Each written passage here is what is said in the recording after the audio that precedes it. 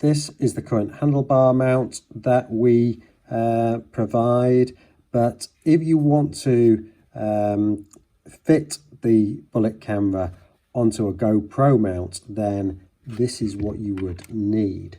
We sell this as an accessory and basically holds your bullet cam there, and this part here will just fit on underneath. You've got these Garmin Wahoo GoPro mounts, so you can have your bullet cam underneath and your Garmin or Wahoo just on top, so it just fits neatly underneath. So this is an accessory that we sell, and yeah, it's really super simple to fit the bullet camera under GoPro accessories.